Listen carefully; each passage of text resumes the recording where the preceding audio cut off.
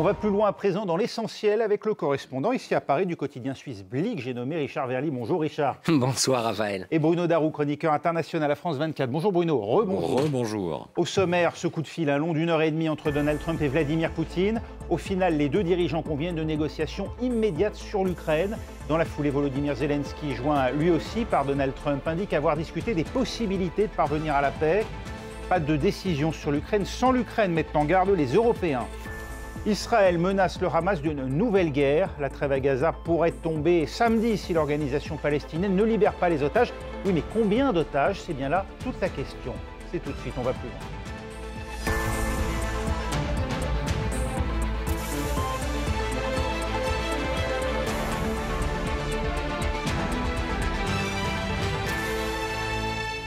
On évoquait hier la perspective de négociations prochaines entre l'Ukraine et la Russie. Ça se précise si l'on en croit la Maison-Blanche. Donald Trump s'est entretenu avec les deux dirigeants russes et ukrainiens. Au terme d'1h30 d'entretien téléphonique, il serait convenu avec Vladimir Poutine d'entamer des négociations immédiatement avec ou sans l'Ukraine. C'est là toute la question qui agite les Européens, notamment. Mathieu Mabin, on va revenir très brièvement. Que s'est-il dit exactement entre les deux hommes? Que sait-on? Alors, on l'évoquait à l'instant dans la première partie, il ne s'est pas dit grand-chose entre les deux hommes, tout simplement une profession de foi de la part de Donald Trump qu'il est difficile de vérifier puisque, encore une fois, le transcrit de la conversation entre les deux chefs d'État n'a pas été rendu public, contrairement à ce qui a pu se faire par le passé dans les administrations précédentes. Ce que l'on détecte en revanche dans la tonalité du message de Donald Trump, qui, il faut le rappeler, a été rédigé probablement par lui-même, par l'intermédiaire de son propre réseau social avant d'être copié-collé et transformé en un rapide communiqué de presse du service de communication de la Maison-Blanche. Ce que l'on note, c'est la différence de tonalité entre les deux administrations. Évidemment, l'administration de Joe Biden, qui aujourd'hui, au moment où on se parle, semble déjà être un lointain souvenir, tant Donald Trump a imposé au monde un rythme effréné dans ses démarches diplomatiques, toutes plus surprenantes qu'inattendues. Donc ce que l'on peut noter, c'est effectivement le changement de ton radical entre Donald Trump et Vladimir Poutine. Donald Trump s'adresse à Vladimir Poutine comme à un ami, un futur partenaire, quelqu'un avec qui il va pouvoir dialoguer de manière relativement simple pour trouver une issue, dit-il, extrêmement rapide à la guerre en Ukraine. Ouais. En soulignant au passage d'ailleurs que cette guerre en Ukraine est un héritage, selon lui, de la précédente administration, entendez l'administration Biden, qu'il n'est pour rien dans tout cela et que donc, sous-entendu, sa responsabilité n'est que très moyennement engagée. Ce qui nous rappelle d'ailleurs la manière dont il avait réglé l'affaire afghane, si vous me pardonnez l'expression, ces accords de Doha rédigés à la hâte en l'absence du principal concerné, c'est-à-dire le gouvernement afghan de l'époque. Cela ne nous laisse présager rien de bon pour Volodymyr Zelensky qui, pour le moment, au moment où on parle, est toujours absent de l'équation. Merci Mathieu Mabin. On confirme à Moscou, Julien Colling, l'urgence, l'imminence de pourparlers? Alors, pas exactement. Hein. On confirme en tout cas, voilà, bien sûr, et on donne des détails sur la discussion du jour entre Poutine et Trump. Mais ce qui semble peut-être plus imminent, c'est éventuellement une invitation prochaine et rapide d'une délégation américaine à Moscou. Car voilà, Peskov a bien insisté là-dessus aujourd'hui. Il a dit que Vladimir Poutine avait réitéré sa volonté et sa préparation, voilà, à accueillir des membres de haut niveau d'une délégation américaine à Moscou le plus vite possible. On sait également que bien l'un des conseillers, l'un des émissaires de Donald Trump était à Moscou hier et s'est entretenu en personne avec Poutine pendant plus de 3 heures apparemment, pour notamment repartir dans sa valise avec donc le prisonnier américain, Mark Vogel, qui était donc un professeur emprisonné en Russie depuis 2021 et qui a donc été libéré et qui repart donc à Washington. Et donc voilà, pour l'instant, il n'y a pas encore encore une fois de calendrier prochain sur donc d'éventuelles discussions réelles, un éventuel début de négociation et de pourparlers. Mais c'est possible qu'une invitation officielle, encore une fois, soit lancée officiellement par le Kremlin et qu'on puisse voir arriver assez vite à Moscou des émissaires ou en tout cas une délégation américaine pour le début donc officiel de ces pourparlers. On dit que la Russie, Julien, n'est pas pressée compte tenu de la dynamique en sa faveur actuellement sur le terrain. Oui, pour deux raisons. D'abord, effectivement, le fait que, encore une fois, hein, c'est vraiment répété par Poutine lui-même et par le Kremlin. Moscou n'a aucun intérêt, n'a aucune volonté de précipiter les choses dans la mesure où, eh bien, de leur point de vue, en tout cas, ça se passe plutôt bien entre guillemets sur le terrain, donc sur le front militaire. Et encore une fois, on sait aussi que la région de Koursk est un gros sujet, on va dire, de tension, en tout cas quelque chose qui est extrêmement difficile à avaler pour le Kremlin, le fait que l'Ukraine occupe une partie du territoire russe, donc à Koursk. Et donc ceci également a fait monter les tensions et a braqué, entre guillemets, voilà, le Kremlin sur la perspective de négociation avec l'Ukraine directement. Et donc voilà, on sent que, encore une fois, dans les propos, on voit bien que Poutine lui-même n'est pas réellement prêt pour l'instant à aller beaucoup plus loin que des déclarations d'intention. Pour lui, l'Ukraine voilà, n'est pas un partenaire fiable aussi. On a vu qu'il a dit récemment que Zelensky n'était pas légitime, encore une fois je cite, et que pour lui donc, tout passera par un dialogue avec Washington directement. Donc ce qui montre finalement que Moscou, encore une fois, n'a pas beaucoup de volonté voilà, de négocier pour de vrai actuellement. Et un dernier élément important, c'est aussi pour dire que dans le système russe actuellement, bien sûr, Poutine n'est même pas, on va dire, le plus dur ou le plus faucon dans le système russe. Il y a des gens en dessous de lui, notamment dans les services de sécurité russes ou encore une fois dans les ministères qui sont beaucoup plus durs, encore une fois, que Poutine lui-même sur l'Ukraine et sur l'Occident, on va dire. Et donc on voit actuellement que différentes rumeurs circulent sur le fait que beaucoup de forces actuellement s'activeraient en coulisses pour essayer, encore une fois, de mettre des bâtons dans les roues et d'empêcher, d'entraver peut-être des négociations à venir entre Moscou et donc le bloc occidental. Merci Julien Colling avec nous en direct de Moscou. Et puis direction évidemment les principaux intéressés à Kiev. Emmanuel Chaz, où Volodymyr Zelensky a continué de réagir après cet entretien qu'il a eu avec Donald Trump aujourd'hui.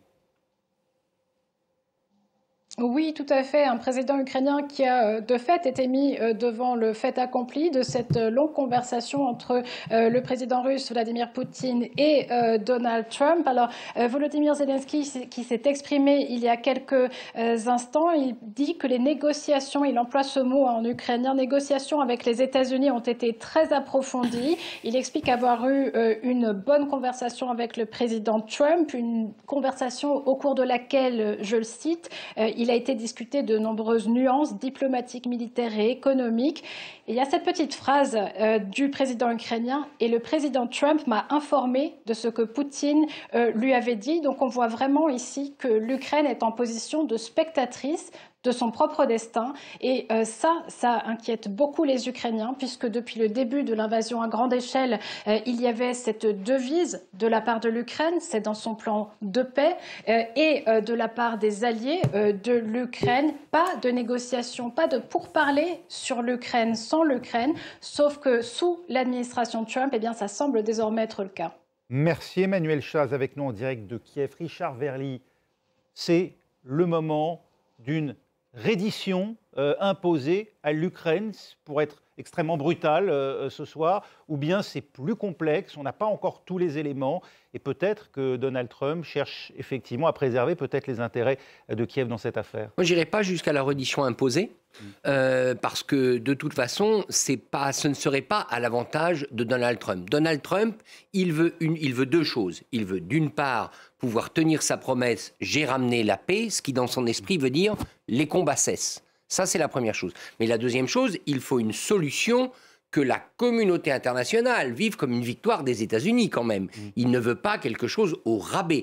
Or, une reddition de l'Ukraine, ce ne serait pas vu comme une victoire des États-Unis. Donc je crois qu'on est à ce moment-là d'une chorégraphie qu'on attendait, il faut bien le dire. On savait que la conférence de Munich qui va s'ouvrir vendredi, qui est une conférence annuelle sur la sécurité, allait être un moment clé. En présence de J.D. Vance, en présence de J.D. Vance, absolument. Donc on y est. On sait aussi à travers ce coup de fil une chose que on n'en doutait pas, mais c'est bien de le rappeler, que la seule chose qui compte dans la diplomatie de Donald Trump, c'est Trump lui-même. C'est le coup de fil qui passe, c'est les mots qu'il prononce. Donc J.D. Vance, à Munich, sera le porte-parole de Donald Trump, bien évidemment. Il aura des contacts, mais de toute évidence, c'est au téléphone ou par d'autres moyens, mais ça passera par Donald Trump lui-même ou par des conseillers qui lui rapportent directement.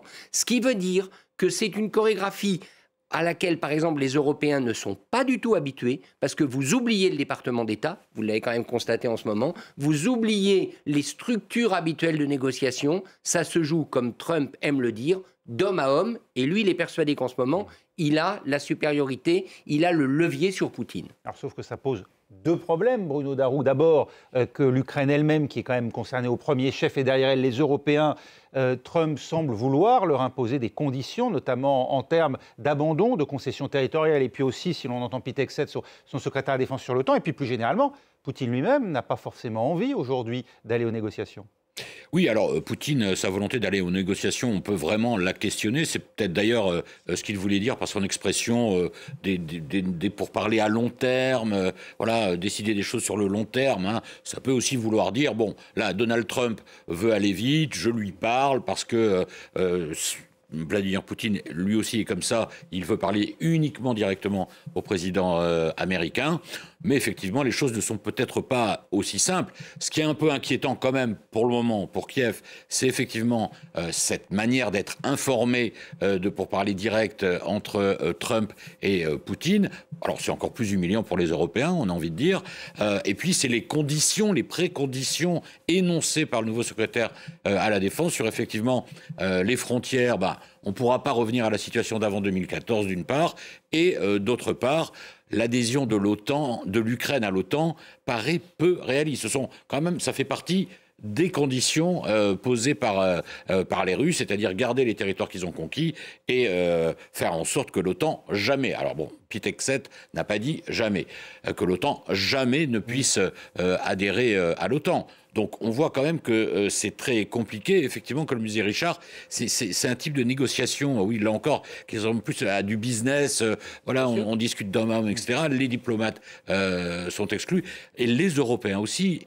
Sauf que, Pete Hegseth l'a dit aussi, les Européens, ensuite, ce sera à eux de faire, si vous me passez l'expression, le sale boulot. Ouais. Parce que les troupes américaines ne seront pas là.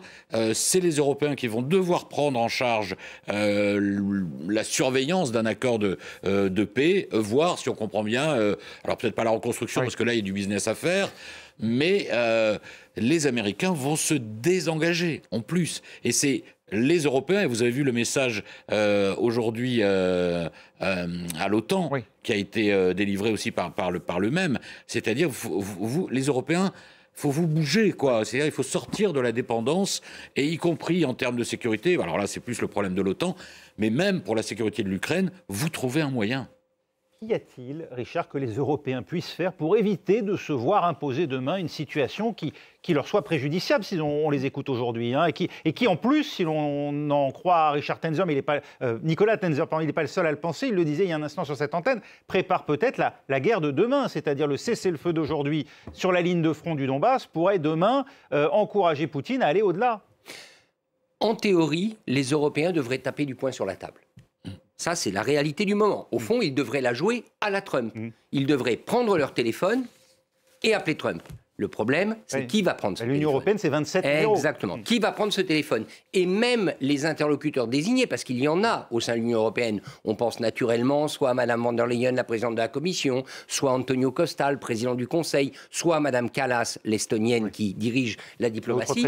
Ces trois-là ne vont pas le faire. Pourquoi ils ne vont pas le faire? Parce que d'abord, ce sont trois pro-américains, il faut bien le répéter, qui longtemps ont été en quelque sorte biberonnés par les États-Unis et n'ont pas une culture d'indépendance vis-à-vis des États-Unis. Et ensuite, parce que l'Union européenne, elle a à négocier sur le plan commercial, elle sait que ça va arriver bientôt. Et donc, elle ne veut pas brûler toutes ses cartouches. Donc, il y a un réel problème. Alors, est-ce qu'il y a une solution alternative au fait de taper du poing sur la table? Oui, il y en a peut-être une, et à ce moment-là, ce serait d'offrir quelque chose à l'Ukraine maintenant. De dire à l'Ukraine, voilà, nous, Européens, voilà ce qu'on vous offre, quelque chose de massif qui change la donne et qui pèse sur la table. Il n'y a qu'une chose, et ça, les Européens ont un gros problème avec, c'est l'accélération de l'élargissement. Et oui, mais il y a les traités. Absolument. Et puis, par ailleurs, il y a les traités et il y a des divisions au sein de l'Union européenne. Je rappelle qu'en France, il faudra passer par un référendum et ça risque d'être très compliqué. Mais ça aurait du poids. De dire, on vous prend maintenant. Nous, les Européens, on s'engage à vous prendre maintenant. Malheureusement, je ne vois pas politiquement le consensus suffisant pour le faire. Est-ce que ce serait justifié ou pas? Ça, c'est un autre débat, mais ça pèserait dans la balance. Dans l'intervalle, Bruno, oui, Donald Trump annonce des visites d'ailleurs, de lui en Russie, peut-être de Vladimir Poutine aux États-Unis. Oui. Ça peut aller vite ou ça va prendre du temps? Écoutez, ça c'est bien difficile à dire. Là, on a l'impression ce soir que ça va aller très vite. on va voir concrètement comment ça se passe quand même. On a plutôt l'impression que ça va aller relativement vite.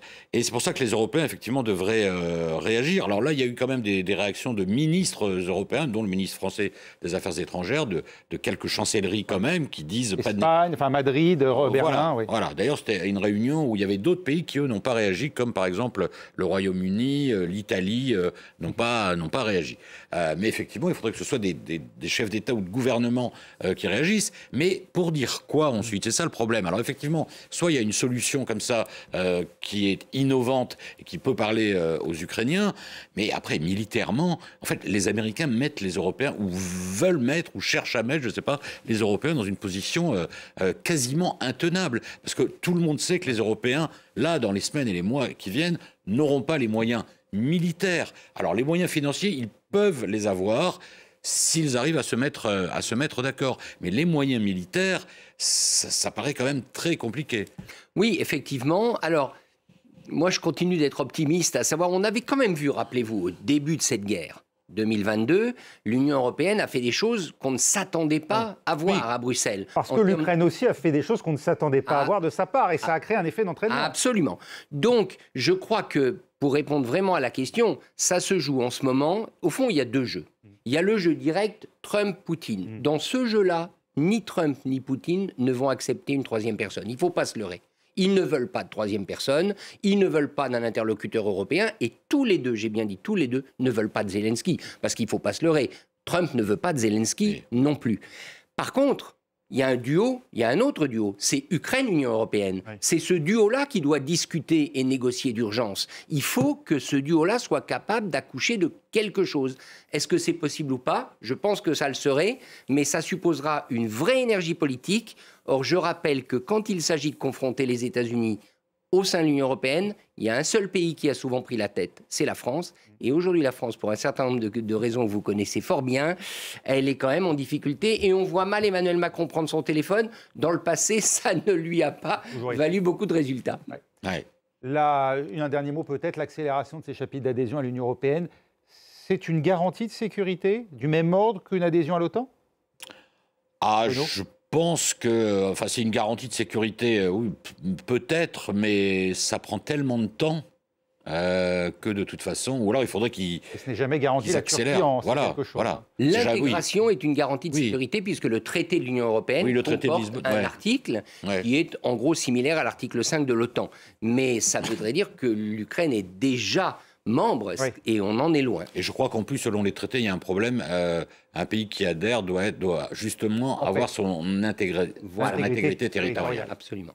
L'autre plan Trump, il concerne Gaza. La Ligue arabe est contre. Son porte-parole à Dubaï juge inacceptable de transférer les Palestiniens hors de l'enclave, comme le souhaite Donald Trump. Écoutez.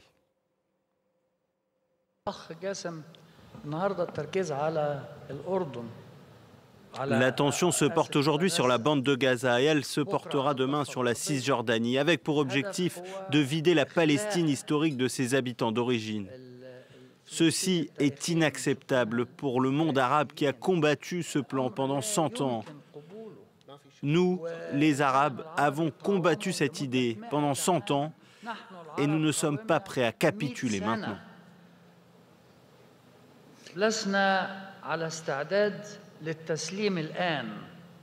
En première ligne, l'Égypte, particulièrement exposée en cas de déplacement de population via le terminal de Rafah. Richard, l'Égypte qui a annoncé la tenue d'un sommet extraordinaire de la Ligue arabe au Caire à la fin du mois et déclaré qu'elle présenterait pour l'occasion une vision globale pour la reconstruction de Gaza. Ce qu'évoquait d'ailleurs dès hier Abdallah II aux États-Unis, le roi de Jordanie. L'Égypte a les moyens réellement de tenir tête à Washington? L'Égypte comme pays, non. L'Égypte comme régime, oui. C'est pas tout à fait la même chose. Le pays, il est en crise économique, il est en situation démographique extrêmement problématique et il est exposé à beaucoup de vulnérabilités. Il a besoin de l'aide américaine. Le régime militaire égyptien, lui, peut tenir. Je rappelle quand même que dans l'histoire égyptienne, toute la période Nasser, c'était un alignement plutôt sur l'URSS que sur les États-Unis. Ce sont des militaires, les Égyptiens, qui n'aiment pas recevoir des ordres, qui sont extrêmement sourcilleux.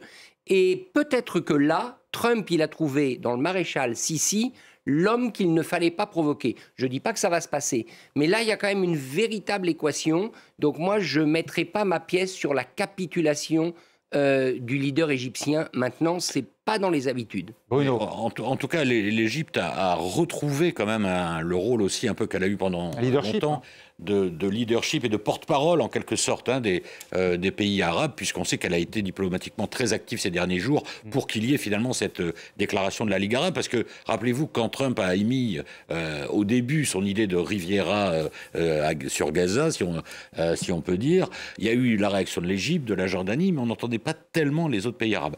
Là, les Émirats arabes, l'Arabie saoudite, la Ligue arabe, enfin bon, il y a une réaction finalement assez unie du monde arabe, et Donald Trump, même, et à cause d'ailleurs de cette logique transactionnelle, est quand même obligé d'en tenir compte, plus tout ce qu'a dit Richard, je suis d'accord sur l'Égypte. D'ailleurs, vous savez que Donald Trump a suspendu toutes les aides étrangères des États-Unis, sauf 2 pays, Israël et l'Égypte. C'est pas le cas de la Jordanie, qui pour le moment a vu son aide suspendue. Donc Trump, il sait aussi qu'il peut pas faire n'importe quoi avec l'Égypte.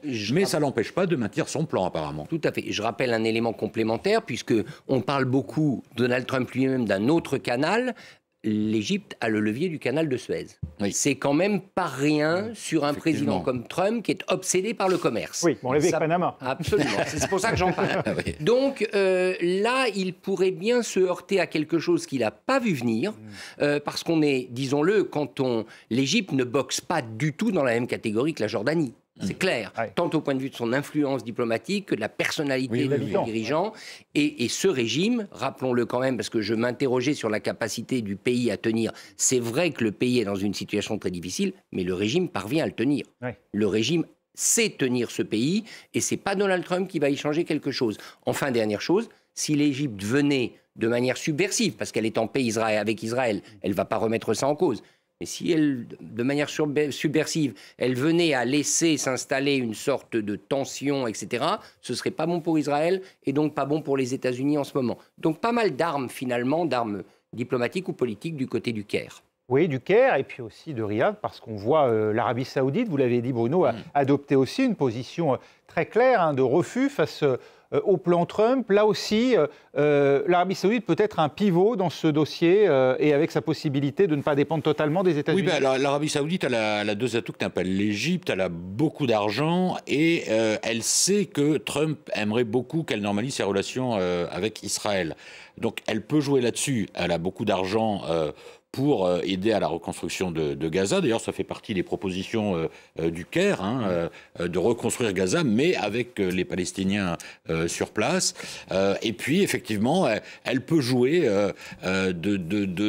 de ce souhait que Donald Trump, il rêvait déjà que les accords d'Abraham aillent jusqu'à l'Arabie saoudite, qui est quand même le gros pays de la région. Ça n'a pas été possible. On était à 2 doigts d'y arriver avant le 7 octobre. C'était Joe Biden.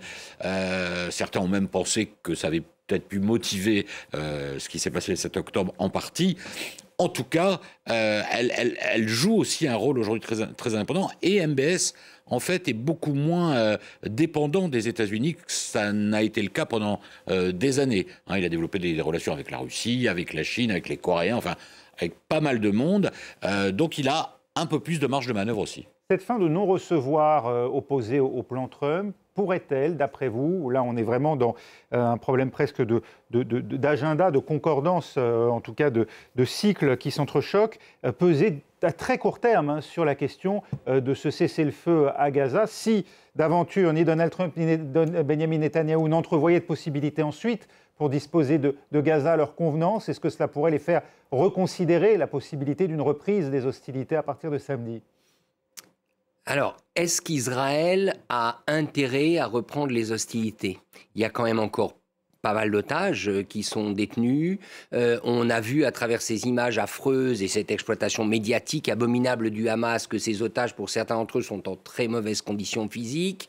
Est-ce que Netanyahou peut prendre ce risque-là? Parce que ça voudrait dire à ce moment-là sacrifier les otages qui restent. Ouais. Clairement, une reprise des hostilités. Donc pour l'essentiel des militaires, on parle d'une trentaine de militaires aujourd'hui. Oui, alors est-ce que c'est plus facile pour Netanyahou de sacrifier des militaires que des civils? Je ne le crois pas, si on se souvient de ce qui s'est passé dans le passé. Donc moi, je pense pas. Je pense que quand même, cette situation, cette négociation, elle intervient à un moment favorable pour le Hamas. Alors le Hamas en rajoute de manière absolument odieuse et atroce. Israël a besoin, le gouvernement israélien a besoin de faire libérer ses otages. Après, ce qui est quand même plus perturbant, et alors là, j'ai regardé pourtant, j'imagine comme Bruno, j'ai cherché à comprendre. Trump dit, si vous libérez pas les otages, je vous promets l'Armageddon. Oui. Alors, je vois pas ce qu'il peut faire. Je vois pas ce qu'il peut faire. Parce qu'il a bien dit qu'il voulait pas engager les États-Unis dans une guerre. Parce que s'il faisait ça, ce serait une contradiction de toutes ses promesses. Alors là, je comprends pas. Bah, il donne le feu, à mon avis, il donne le feu vert. Il donne libre cours à l'armée israélienne. Mais est-ce que l'armée israélienne a intérêt à le faire maintenant et est-ce que Netanyahou a intérêt? Eh ben ça, c'est une vraie question. Moi, je ne suis pas tout à fait sur votre ligne. Je pense que malheureusement, l'avenir le dira, mais les otages, effectivement, c'est une question importante. Mais je pense que Netanyahou et son ministre de la Défense veulent plutôt reprendre l'offensive, ne pas s'engager dans la phase 2 des accords de cessez-le-feu, essayer d'en terminer une bonne fois pour toutes. Ça reviendrait à sacrifier les otages. Ça reviendrait à sacrifier les otages. C'est vrai que ça, c'est un problème, mais on n'a pas l'impression, en tout cas, que ça arrête complètement, parce que finalement... C'est un risque qu'ils avaient pris en novembre 2023, en revenant sur la trêve, en interrompant la trêve déjà à l'époque. Parce que là, le Hamas a dit qu'il était prêt à reprendre les libérations ce samedi. Bon, pour le moment, c'est pas abouti, quoi. Il reste 3 jours pour le savoir. Merci en tout cas. Merci beaucoup Richard Verly, Bruno Darou. Merci. On va plus loin. C'est terminé. L'essentiel, évidemment, continue. Dans 3 minutes, restez avec nous.